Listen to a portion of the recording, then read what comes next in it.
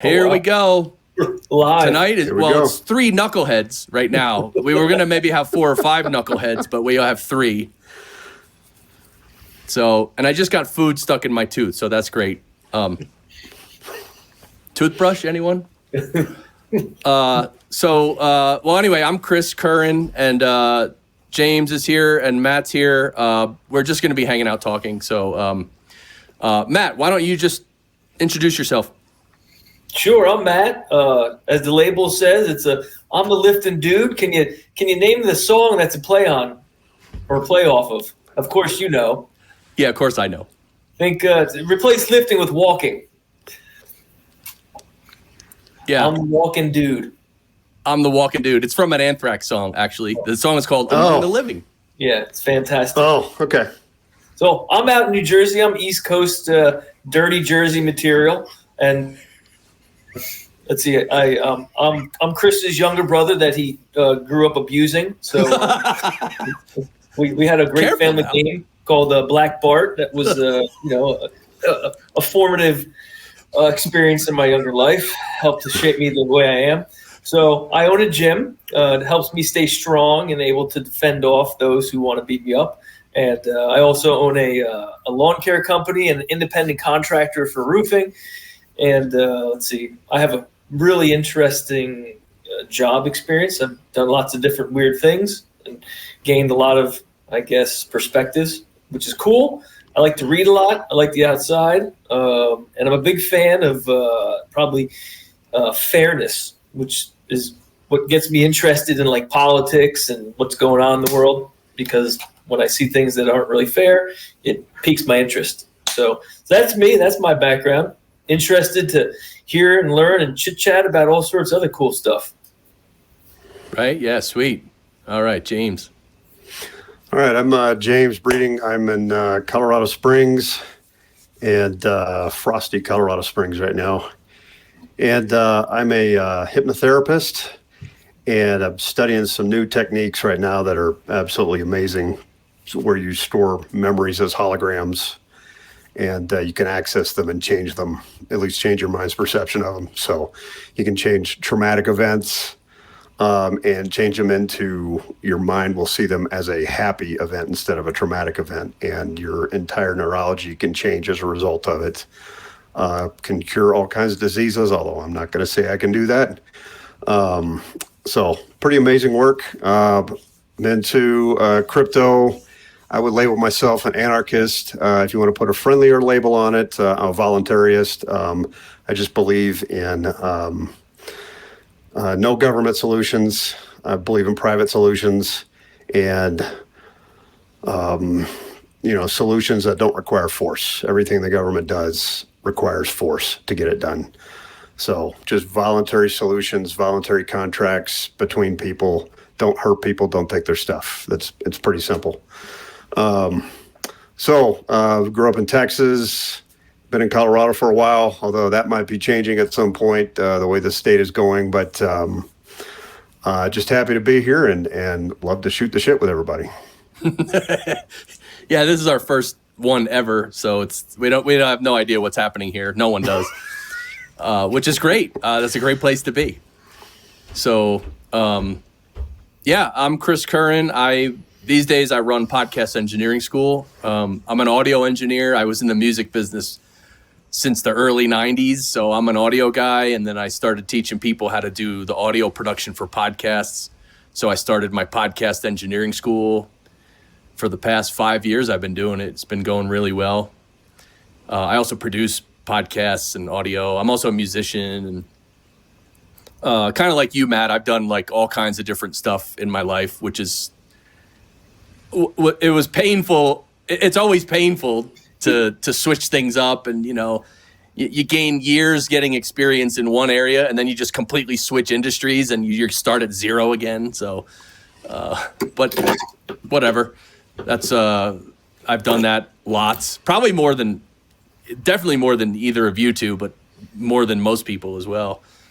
But I'm also into self-help too, like spirituality and self-help. So I know those are two different things. So self-help, I actually wrote a book on self-help, and then I also studied meditation for many years, and I meditate.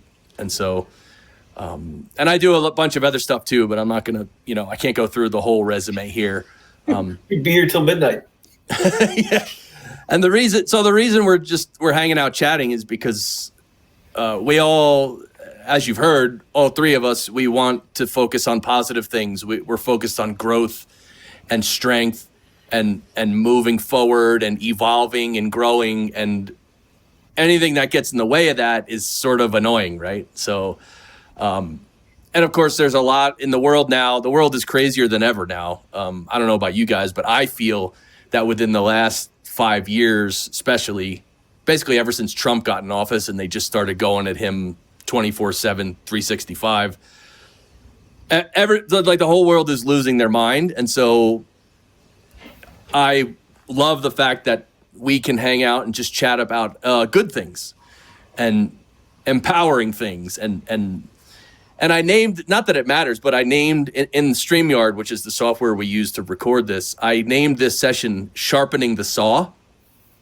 which of course is one of Stephen Covey's 7 Habits of Highly Effective People.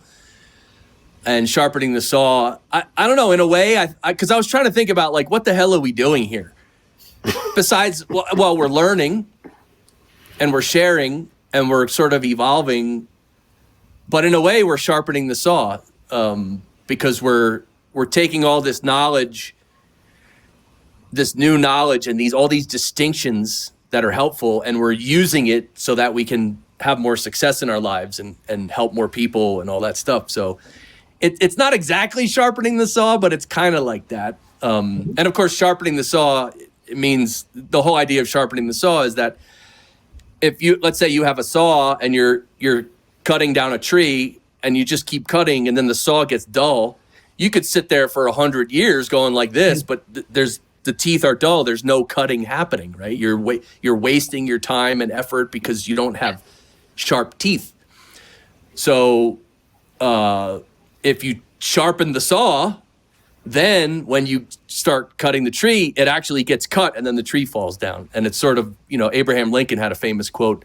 He said if somebody gave him, I forget the number, if someone gave him 4 hours to cut down a tree, he said he would spend the first 3 hours sharpening the saw and then just the rest to actually cut it down. So, all right, so I already started rambling. Yes. All right. Anyway, so James, what's up, man? What have you been thinking about lately? Oh gosh, what have I not been thinking about lately? Crypto, Bitcoin's up. Anyway, crypto, yeah, that's. I think it's a false rally. It's QE officially somewhat came to an end today. Quantitative easing. So traditionally, what that has meant the last few rounds of QE. That the stock market will go down about 20%, and then Jerome Powell will chicken out and go back to printing money because everybody, the elites own stocks too, so they don't want their value to go down. So they'll be back to printing money here shortly. Give it a few weeks, maybe a couple of months tops, and then that's when. And during that time, the stock market's going to go down, crypto's going to go down, and then it's going to go right back up when they realize that there is no end to quantitative easing. This is quantitative easing until the end, until the dollar is completely finished. There's no getting out of this trap that they put themselves in. So it's good. This is an opportunity here shortly to buy of whatever your favorite coins are, and prepare for the next rally coming sometime this year. I don't know when. Right. But it's coming for sure, and it's going to be a doozy.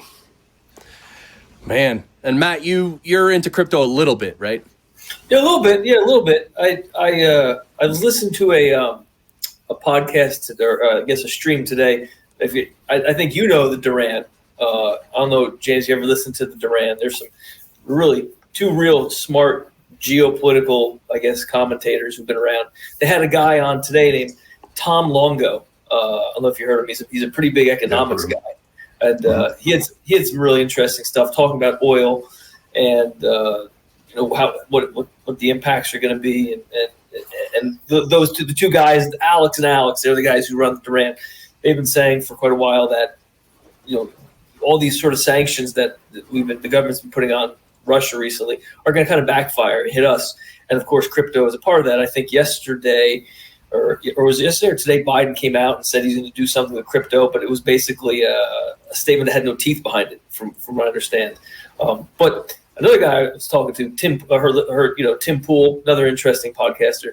Something he mentioned I thought was interesting is he's like, crypto is a great alternative, sort of a way to, invest your wealth. Obviously, the U.S. dollar is seeing some dark times, and it may see more dark times.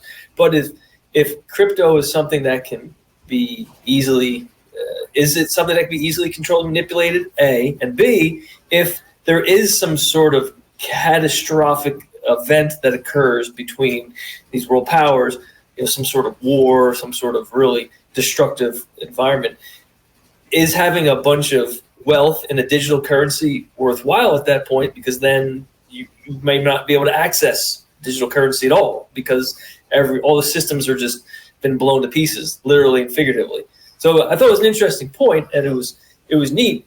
Cryptocurrency seems like a great idea, but it's relying on the system staying as it currently is. If there's too much massive change, whereas silver and gold or any sort of commodity is a tangible object that you can now trade.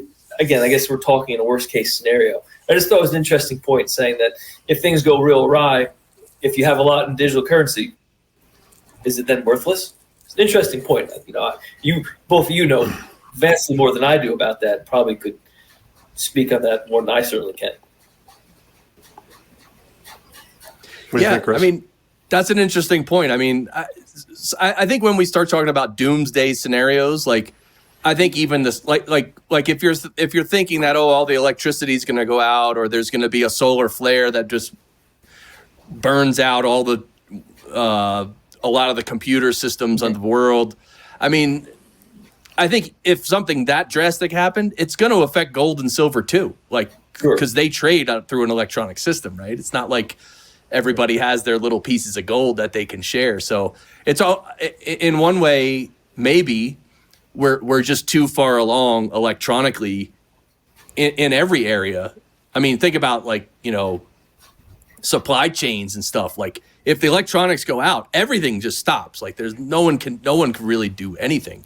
I mean, you could still put goods on a truck and drive it over there and then offload it. You know what I mean? You could still do probably simple things like that, but if the digital systems go down, I think that would affect everything. But I don't know. So this is just my conjecture. What do you think, James? Well, I think if digital systems go down, we're going to have bigger problems than our crypto being not worth anything. Right. That's going to be, I think, some of the least of our concerns. What are you talking about, like food? Yeah, just the basics. I mean, my gosh, people throw a fit here if their Netflix is down. So, if they have to get off the couch, then, all hell's going to break loose. Right.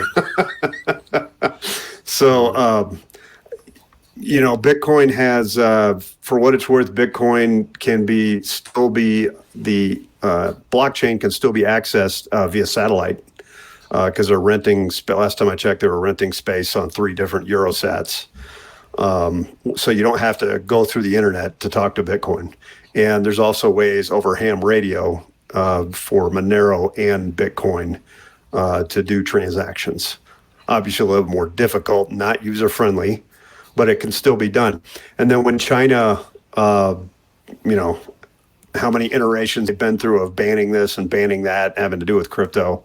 I remember a few years back when crypto was banned, at least exchanges were banned, whatever it was. I've just lost track of what happened in China, but people were still trading on the streets because you can trade with paper wallets. Again, not user-friendly, but it can still be done.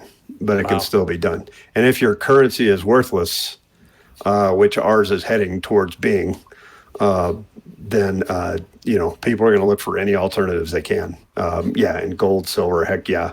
Tangibles, ammo is awesome as a precious metal because you never lose money on it. It never goes down. food, whiskey, whatever, everything other than the dollar is going to have value. Do you think crypto is going to get regulated? We've heard. Oh yeah, heck yeah, it will. That executive order that Biden put out, I just saw a synopsis of it, and they said it's actually about as good as we could expect. It's actually not bad. It's pretty hands off, just a gradual approach to regulation. So they're not going for the jugular, which a lot of people assumed government was going to do, because government always overreaches and does stupid stuff, which they still will, but it looks like it's going to be slow at first. So I'm not too worried about it. And that's why the market went up overnight, because the executive order was pretty good news, basically. Good news. Yes. It was good news and pretty hands off and slow approach to regulation, that's about as good as we can expect.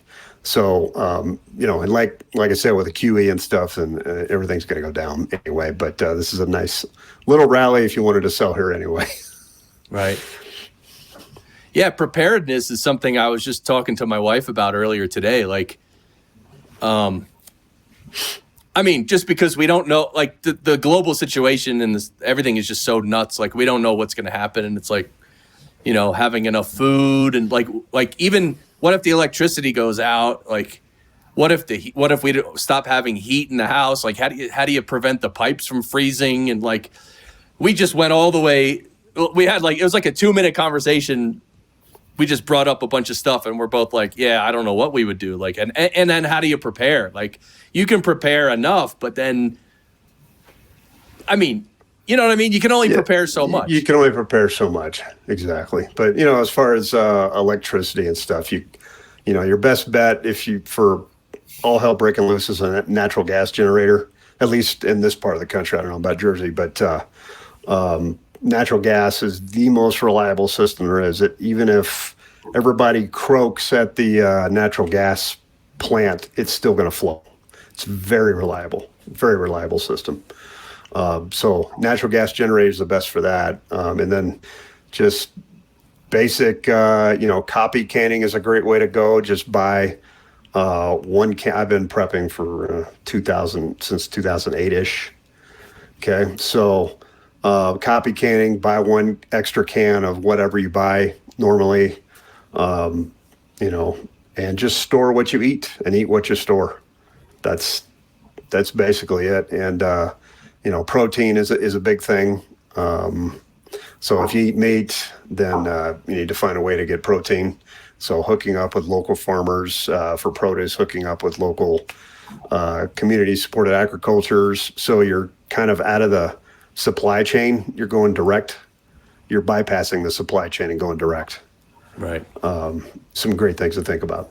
I thought today of getting a lot of multivitamins, because if you ever couldn't, maybe sometimes, in the worst case scenario, you might not have enough food, you might not have enough fruit, you might not have enough vegetables, but like if you had just had a massive stock of multivitamins, at least that would help you from getting like scurvy or whatever, right? Is that true, Matt? Because I know you know about nutrition. Well, yeah, I think, I was listening to Styx. He had either a show yesterday or today. I think it was yesterday, actually. And he was talking about, let's imagine, like, worst case scenario, something bad happening. And what is that, dogs? Yeah, it's dogs. Sorry. It's fantastic. Sounds like 20 dogs. Mute. He was saying that, like you were saying, all these ideas of, if you're prepping and there's lots of things, you want currency, do you want ammo, do you want, probably the most important thing to consider is medication. Because if you do have some sort of event, where a mass casualty event, or there's the breakdown of normal society, therefore the medical system, and folks are struggling with solid nutrition regularly, then having you're going to you potentially see an upswing of a lot of diseases that we haven't seen in a long time. Things that we've got a strong control over, like tuberculosis, malaria.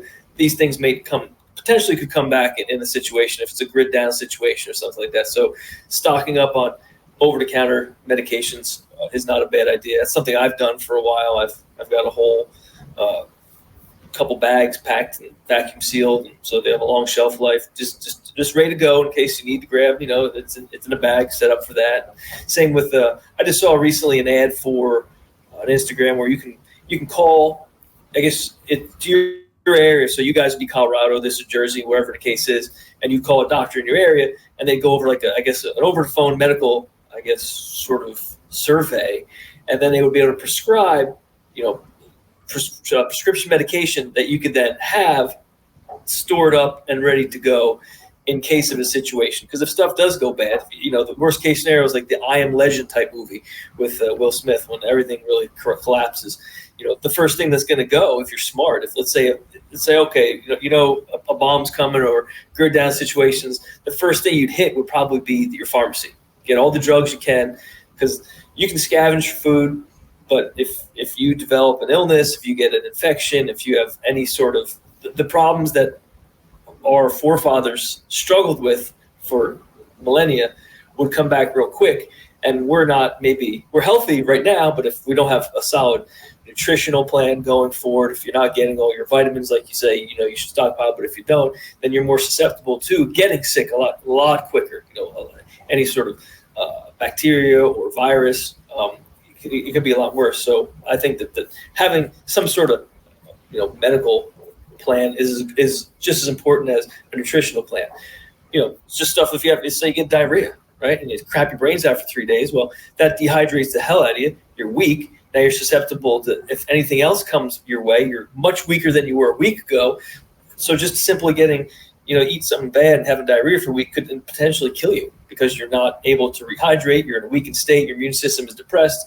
Now you trip and fall and slice your hand, or you sprain your ankle, or you crack your knee. It's going to take you a lot longer to recover. And now you're struggling. The energy requirements to, live with an injury are a lot higher, because it takes more energy to heal as well as than it would be just to sort of survive. And those are stresses that a lot of people probably don't think about. I think about it all the time. I've been injured in many different ways and had lots of surgeries. Torn rotator cuffs. I've had my, vertebrae in my neck fused. Into my sports the sports I participate in, you see lots of really bad stuff happening to people. And I always wonder, or I'll think about I'm like, wow, think about 100 years ago, if you were a farmer and you tore your labrum in your shoulder, and so you couldn't move your arm over your head. Well, there was no option. You just had basically one arm that functioned. Or if you broke a foot, if you broke your arm, like you did when you were a kid, you fell out of that tree. Well, 100 years ago, that's it. And if you're a kid with a broken arm, it probably never forms properly. And that was 100 years ago, 50 years ago, right? So not long ago, the things that we are like, oh, just go to the doctor and get it fixed, or just have surgery, or just get some medication, or just get a prescription. 150 years ago, 100 years ago, those things were gone, and it's the general softening of I guess you could say, the general softening, which is a component of civilization. It's the paradox, if you will. Everything gets better, but as a general rule, you get a little softer. And if things get tough, well, you might not have the skill set or the mental skill set to be able to handle it. So preparing is great, but it's also, I think a good thing to consider is what you would do in general, how you would handle it mentally as well as physically. At least that's something I think a lot of people maybe don't consider. I'm certainly not. If you've been prepping since 2008, you said, or 2000, you've got 20 years experience. That's certainly both of us. But so your insights are probably a lot better than ours for sure. Well, I can just recommend one resource to get started for anybody is go listen to the Survival Podcast. It's everything you need to know. It's 3,000 plus episodes. Guy is awesome. He's covered every single topic 100 times, and he's practical and super smart guy. So I can recommend that to anybody. The best podcast, my favorite. Yeah, and Jack Spirko. That's the host of the Survival Podcast, and he's going to be at Float Fest, I believe, this May or this year. Mm-hmm. I think it's May in Texas. So I'll be there too. I can't wait to meet him. Matt, you also, obviously, you're the lifting dude. I would assume if the shit hits the fan, that your physical health, not just your health, but your physical fitness, it would also be very important. Yes and no. No, like in a situation, the folks who are going to have the easiest time are probably going to be more conditioning based athletes. A bigger guy like me who carries a lot of muscle mass, I'm like like an analogy, I'm like a fancy high end car. I don't have a lot of functionality in survival mode. All this muscle is great for lifting things in static environments, and I could maybe fight off a larger animal or a group of people easier than someone else. But in the long-term range, I was just actually thinking about this either this morning or yesterday, where in that sort of situation, I'd have to recognize that my whole body would change. I'd go down to about probably 165 pounds. I'd be lean and mean, and I'd be able to walk 20 miles in a day, be able to run a couple miles if it was required. Your conditioning and your ability to recover by far is going to be more important than your ability to be big and strong. And knowing that this right now is a luxury. I can be strong. I have plenty of food. I have plenty of protein. I can get rest. It's not as awful of an environment that would certainly be in. But if crap hits the fan, smaller, lighter guys are going to be better. They're going to survive a lot easier. Your caloric requirements are less. Your ability to handle the stresses that are going to be prevalent in your day-to-day life are certainly be easier to handle if you can run a mile versus if you can deadlift 800 pounds. Great. So it's just sort of like, you just have to have that, you want to have a balance to a certain degree. If you ever watched that movie 300, of course, I'm sure you've both seen that. They did a decent job depicting those guys. They weren't like super jacked. I mean, Gerard Butler, they had, they were pretty broad, but the idea is that they're more like CrossFit athletes. They were lean, fit, gymnastic, flexible, capable, and they weren't like big hulking monsters. That's not real. That's not real life. I mean, you'd have to be wheeled to a battle, taken out of your cage, fight for 5 minutes at most, and be like, all right, take him out, bring in the next guy, because that's all he's got. He's like a one swing wonder, and if he chops someone in half, great. If not, he's going to be laying there, catch his breath, and then some skinny guys walk up and just stab him in the face, be like, thank you. Thanks. So, being strong isn't always good. Being, fit and strong is better. So that would be, because you're pretty light. And James, are you a lighter guy? Or I'm actually in that mode right now of I lift 3 times a week and I do CrossFit a couple times a week. So I'm leaning down. Yeah, my goal is lean and mean and functional. Yeah, that's my goal. So I'm actually cutting right now, trying to get down to about 10%ish body fat, somewhere around there. That's great. Yeah. You don't see too many like African hunters that look like Lawrence Taylor. They look a lot more like a Carl Lewis. Yeah. Right. They can go all day. They can, but they're not, huge hulking monsters. Those guys don't. They're the fat guy that waits at home for everybody to bring food back. Right. And now, James, again, if the shit hits the fan, I know you talk a lot about mindset and attitude and all that stuff. So I'm assuming attitude would be supremely important during hard times. Do you think that's true? Yeah, hard times are going to test you, mentally for sure. Confidence is everything, and learning how to do new things because you're going to be thrown to the wild somewhat, depending on the situation. So that's why it's good to build confidence in skills outside of your comfort range right now. Gardening. I'm building a greenhouse and doing a chicken coop here shortly, which I've done before. I've done chickens before, so it's not a big deal. But building new skills and getting ready to get outside of your comfort zone. If you don't like shooting, go shooting. Learn how to shoot a gun. It's just a tool. It's just like a hammer. So, building your skill set and cutting down on some of the comforts already, because our standard of living in the United States is going down sharply, and it's going to go down a lot more. Given we live like freaking kings now, it's got a long way to go before anybody really suffers. I mean, what's it going to be? We're back to VCRs or something. Oh my God. Yeah. So we got a long way to go for our standard of living to be really bad. But, a lot of the comforts that we're used to are going to be inaccessible, I think, at some point. So. Right. But when you say, oh, we live like kings and we have a long way to go before it gets bad, I think a lot of people, especially people who don't think about this, or especially people who haven't traveled any of the world, they do think that, oh my God, I can't, their standard of living goes down a little bit and they're like freaking out. But because I remember when I visited India and I went there for one of my trips, I've made 9 or 10 trips to India in my life. On one of them, I stayed for 2 months. And anyway, on all of my trips, I realized, or especially the first one, I realized that, oh my God, the rest of the world doesn't live like we do in America.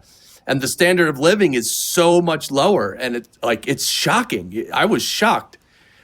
And even one time I got home from the 2-month trip and I literally walked into my bathroom and I saw just the bathroom. It literally made me tear up. I was like, I just couldn't believe the luxury of just a regular bathroom.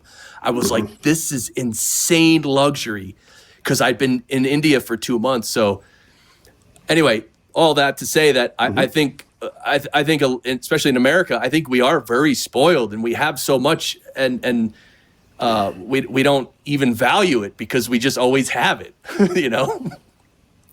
But I think we'll get used to, we'll adapt. When you have to, you adapt. When we have to change, we'll change, and we'll bitch about it, we'll complain about it, but we're going to have to do it somewhat, but also out of this decline of living with basically our currency getting trashed, comes great opportunity, and that's what I'm excited about. There's going to be opportunities everywhere. Yeah. Even today, my wife was looking outside because it's snowing here, it's cold, and she said something about the birds and the animals, how they're so resilient. They just do what they got to do. Like it seems like nothing stops them. And she made a comment like, oh yeah, the animals are much more resilient than us. And I was like, in a way I agree with that. But then I did say to her, I was like, I said, actually, I think we're much more resilient than animals. Like when it comes down to it, when we have the capability to be, for sure. If you choose to be, right? It's a lot of it is choice. I agree. Humans are probably our strength is our adaptability. I would say as a species, most things are tougher than us. Most things are more capable. Look at grass. Think of grass. I think about it sometimes. Matt, could you get snowed on, trampled on, peed on, burnt in hot sun, have 30 degree below zero? Just you get that and keep coming back every year? No, we'd be toast in a minute. Our ability is our I think adaptability is huge, and one of the interesting aspects of why we're so successful as species is our ability to share information. That's what makes us probably the most successful technologically most advanced species maybe on the planet, is our ability to share information. All that we learn, we then pass on to someone else or into a book passes on, right? So where other animals, their information sharing is very limited, and the greater success of the species, the greater their level of intelligence or their ability to share information, not necessarily intelligence, their ability to share information from one generation to the next. I watched a video, I think it's by Kurt Sagat. It's a channel on YouTube, and they're talking about human evolution, and they're saying the average person now, take us, our brain capacity is a lot smaller than a human being from 10,000 or 12,000 years ago. And it goes a lot to what you're talking about, James, I think, in that back then you had a much harsher life. You had to know a lot more about your day-to-day survival situation. You had to know what plants you could eat, what animals you had to avoid, where you needed to go, where you could not go, what signs you need to watch out for your safety. You had to have this huge knowledge base because your survival was based on that. As things got easier, you were able to specialize. We're all able to specialize more, right? Like I can do lawn care and fitness, and you guys can do your things, and we don't need to know like, oh, what plants should I eat? Which ones can I not eat? Which animals should I avoid? What environments are most dangerous or going to be most applicable to survival? So our aggregate knowledge total is this gigantic mountain, but our piece of it is a lot smaller than the guy 10,000 years ago. And I was explaining this to a couple members of my gym. I said, our actual brain capacity is smaller now than it was then. We're just much more specialized, and our ability to gather information is much easier. Like, oh, I need to learn to do something. I can look it up on my computer. I can read a book on it, and I now are capable of doing that. I didn't learn that knowledge. I just grasped that knowledge that someone else is able to produce. And when it's again, the civilization is a giant paradox. Things get easier and get better, but as a side effect, you in essence become stupider. Your capabilities decrease. Outside of your niche and all the safeties we've built, you're less capable than someone from 150 years ago who you would say, they're not as smart as me. They can't even do basic, geometry or trigonometry.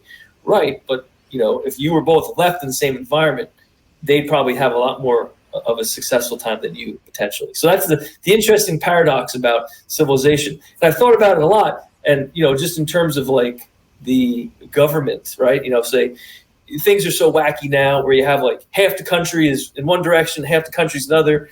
And, the question is, well, should you have no government, right? Get rid of government. Well, then that leads to oftentimes chaos. So I think sometimes I've thought about the question is the factor that is most important is size. Once you get to a certain size, corruption and the tendency of man to be certain ways, or human beings to be certain ways, becomes too powerful because of the either energy systems in terms of resources, fuel, money, whatever, become too powerful and influential that you can start deviating from what's good because you've gotten so big and so successful. So the way to prevent that, you can't take away government, you can't add more government. I think one of the keys is when you reach a certain size, it needs to break apart. Like in organism, it gets too big. So we've grown to 330 million people. I was talking once to a woman about this, and she said, "Oh, if you were president, what would you do?" I said, "I would never want to be president, because how can one person really fairly govern 300 million people? There's no way that you're ever going to get a consensus. And even if half of them or 3/4 of them agree with you, that's a whole quarter that's not agree with you, and it's not fair to force them to do what you want because a bigger percentage of people want a certain thing or agree with you." And I said, there's no way to effectively rule once you get so big. At least that's a thought I've had. It's size dependent, not anything else. If it gets too big, cut it, and like a cell, split, and when it grows again, split. I guess the one problem is eventually real estate. If you have all these cells that have grown to a point, there's only so much room on the planet. Yeah. Right. So does one cell kill off another cell basically, or do they, join again and become a large conglomeration like we have now? I don't certainly have those answers, but something I thought about. I think size is a very important determining factor. I think it was Malcolm Gladwell in one of his books was talking to some guy who did a bunch of research, and he found that like communities, like tribes, they can grow up to about 150 members. And he said, if it's 150 members or less, you can control it, you can manage it. But once it gets a little bigger than that, then it just starts going. And again, I don't remember exactly the point. That's the point. I don't remember the details, but yeah, that's I was looking for the name of it. I knew the principle of 150. Like Patagonia. There goes my dogs. It is about 20 dogs. It sounds like. Right. Too many dogs. You got to separate 2 communities. That's 6. We need to decentralize, no doubt about it. 151 dogs. It's chaos. Exactly. But Patagonia is one company, and they keep each location. So I've heard. I haven't verified that. Each location is like 150 people and no more, because when it exceeds that, you stop, learning the network of how things get done. It's like, oh, I need to get my time card changed. I talk to Fred. I need to talk to the head of production. That's George. You know everybody. And when it gets too big, you become more of a number, and people don't have relationships anymore. And that's, a lot of companies have found that. And that's why a lot of companies are so inefficient, like government's so inefficient. Right. It's just too big. It's too big. Makes sense. Well, look, I think we're going to have to call this episode 3 Windbags, because we planned on 30 minutes. We're already at 44 minutes. Yeah. Geez, stop talking, Chris. Man. Shutting up.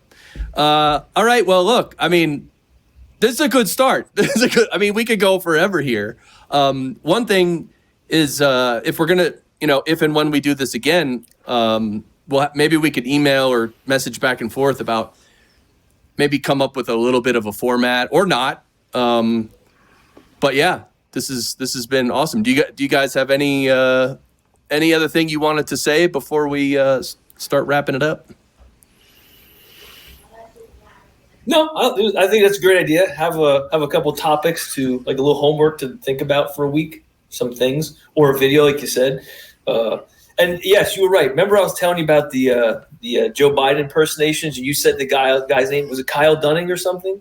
Dunnigan, I believe. Yeah. Yes, that's the guy. That's him? Okay. I was crying today watching some of them. They were my fellow geraniums. I couldn't. Have you seen the guy? Crying. Have you seen the guy walk up to the podium?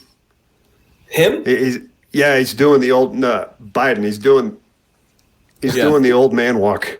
Right.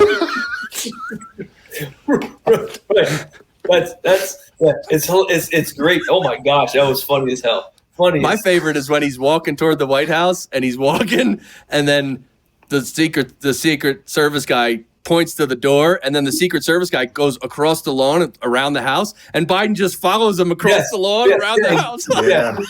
Where you going? You look for a garden hose there, Joe? You lost, Chief?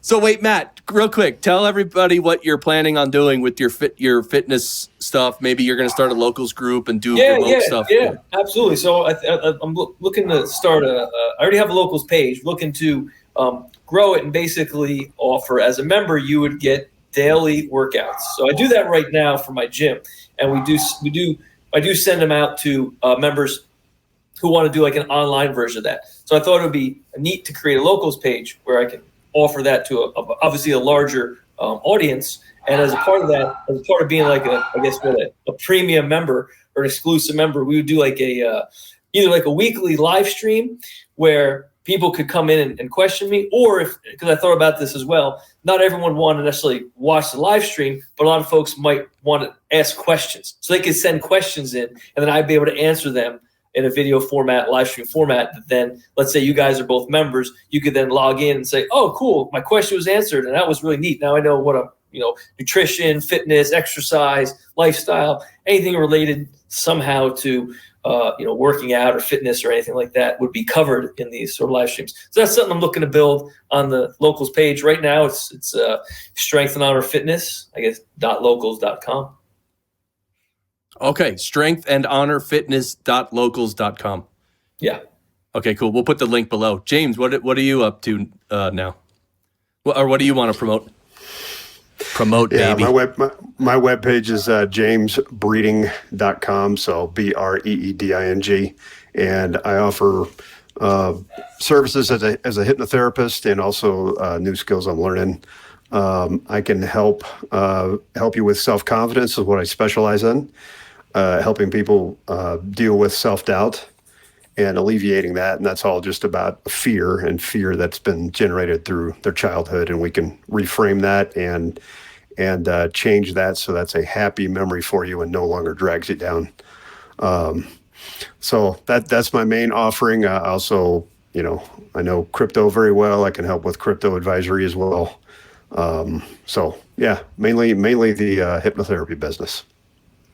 So I have a question for both of you. And I know we said we're going to end, but the self-doubt and the self-confidence, is that something where modern day, if let's say young people or middle-aged people they have a lot of self-doubt or they lack confidence, is it routine for them to try to get like a medication or something to help cure that? Is there like a medical fix, which is not really a fix for that, or? Yeah, I'd say most solutions now, or at least solutions, are pharmaceutical in nature. So they could certainly say, take a drug if, anxiety based, depression, a low self-esteem, take a drug. It'll help you with that. And so people would rather, again, it's simple. Would you take a drug or go do something that's going to be hard and gain a skill and learn from it? Which would you rather do? Oh gosh, I'll take a pill if it's going to do the same thing. Right. If I'm told it's going to do the same thing. Right. James? Yeah, well, and what side effects are coming with that pill? You're going to get liver cancer later. I mean, they're never honest about those, as we've seen before.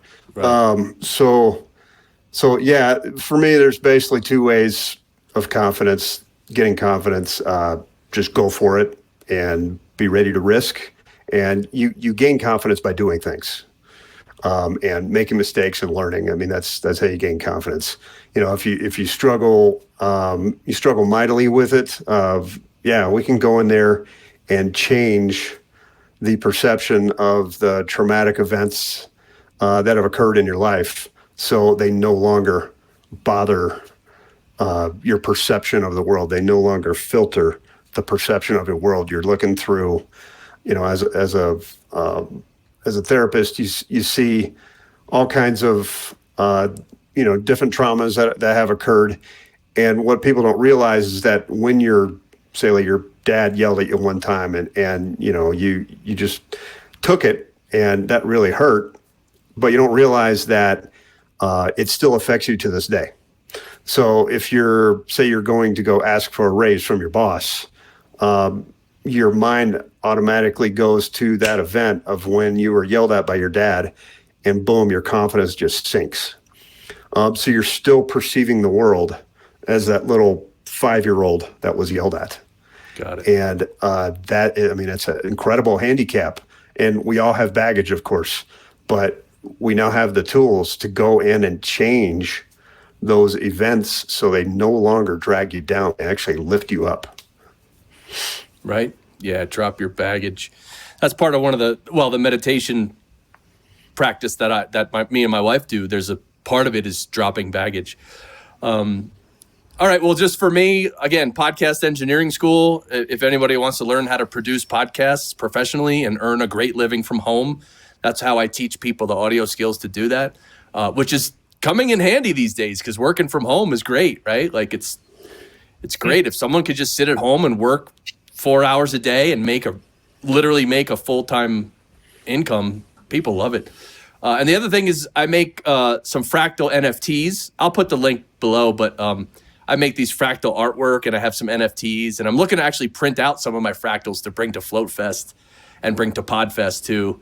I'm working with like a local printer guy trying to figure out how do you print these things. Cause if you just print it on paper, it doesn't look that great, right? Like it has to be printed well. So that's what I'm up to. And all right, so who knows? Maybe we'll do this again. Maybe we'll discover cures for things and change the world. I don't know. I don't know what's going to happen here. So, all right. Well, thank you both. This has been great. And if you have comments and questions, obviously put them below. We're going to put a bunch of stuff in the show notes. So just check the show notes for links and stuff, and we'll do that. So any last words, you guys, or just want to say peace? Peace. All right. Definitely peace. See y'all. Bye. See ya. Later.